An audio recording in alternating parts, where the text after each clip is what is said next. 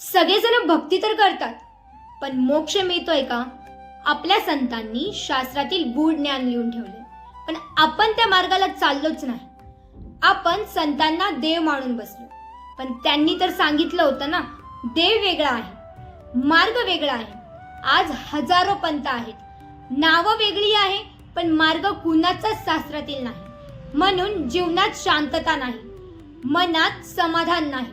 संत रामपालजी महाराज यांच्याकडे खास गोष्ट एकच, जे सांगतात ते पुस्तकातून प्रमाणित करून दाखवतात. जसे मंत्र वेदात सिद्ध, उपदेश गीतेत बसणारा.